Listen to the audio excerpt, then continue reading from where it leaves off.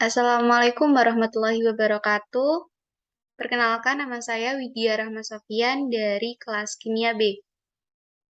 Presentasi ini merupakan sebagai bentuk pemenuhan tugas UAS mata kuliah Agama Islam.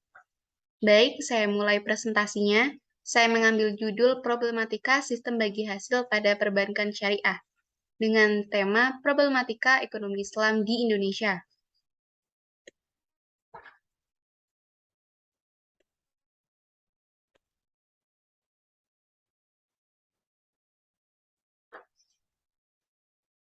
Latar belakang dalam PPT kelompok saya kemarin dengan topik problematika sistem ekonomi Islam di Indonesia. Saya mengambil poin materi problematika mensyariahkan bank syariah. Dalam tugas UAS kali ini, bahasan saya kali ini yaitu salah satu bentuk keraguan terhadap produk perbankan syariah adalah penggunaan sistem bagi hasil yang dianggap tidak ada bedanya dengan tingkat suku bunga yang diberikan oleh bank konvensional. Dengan kata lain, perbedaan keduanya hanya terletak dari segi istilah saja. Nah, untuk menganalisis permasalahan tersebut, kita perlu tahu apa itu bunga bank konvensional dan apa itu sistem bagi hasil bank syariah. Yang pertama yaitu sistem bunga bank konvensional. Bunga bank adalah bank interest, yaitu sejumlah imbalan yang diberikan oleh bank kepada nasabah atas dana yang disimpan di bank yang dihitung sebesar persentase tertentu dari pokok simpanan dan jangka waktu simpanan ataupun tingkat bunga yang dikenakan terhadap pinjaman yang diberikan kepada debiturnya. Dalam perbankan ada dua macam bunga yang diberikan oleh bank kepada nasabahnya, yaitu bunga simpanan. Bunga yang diberikan sebagai balas jasa bagi nasabah yang menyimpan uang di bank.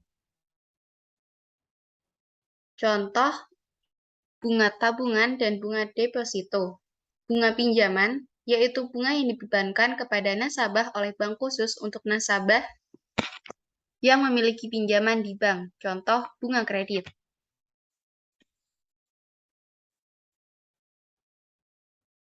Yang kedua yaitu sistem bagi hasil dalam bank syariah. Bagi hasil adalah suatu sistem yang meliputi tata cara pembagian hasil usaha antara penyedia dana dan pengelola dana. Bagi hasil dalam lembaga keuangan syariah adalah bagi hasil keuntungan maupun kerugian.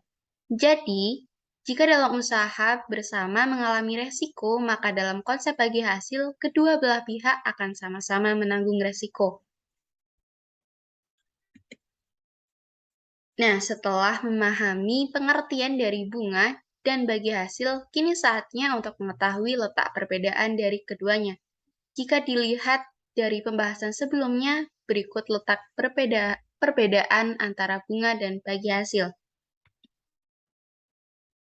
Berdasarkan pelaku, bunga ada di sistem perbankan konvensional, sedangkan bagi hasil ada di sistem perbankan syariah.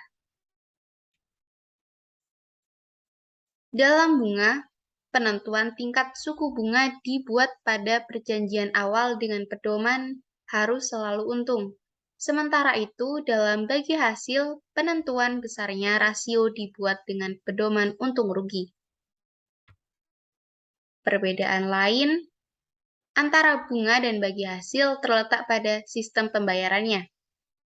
Pembayaran bunga tetap seperti yang dijanjikan di awal tanpa pertimbangan apakah proyek yang dijalankan oleh pihak nasabah untung atau rugi.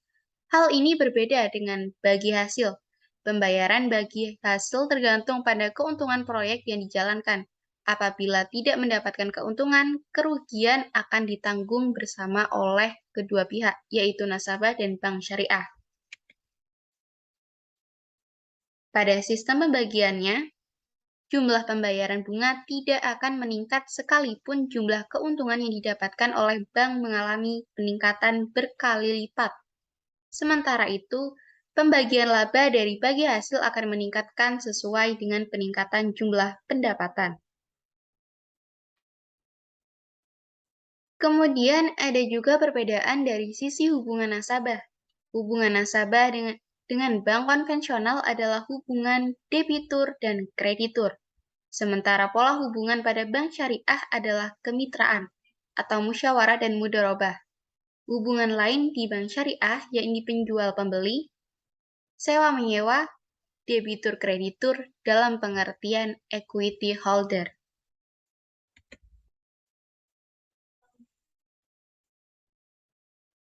Dari hasil analisis dapat diambil kesimpulan bahwa bunga bank konvensional memiliki perbedaan dengan sistem bagi hasil bank syariah. Sehingga pernyataan perbedaan keduanya hanya terletak dari segi istilah saja adalah salah. Dari hasil analisis kasus juga dapat diambil kesimpulan berupa kelebihan dan kekurangan sistem bagi hasil. Kelebihan utama dari bagi hasil adalah adanya transparansi terhadap apa yang dilakukan serta keuntungan yang didapatkan. Hal ini penting agar dianggap tidak merugikan kedua belah pihak.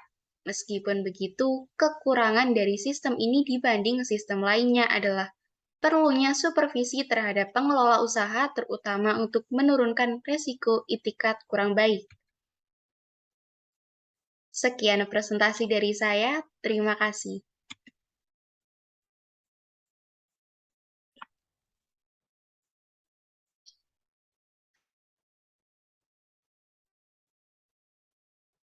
Stop.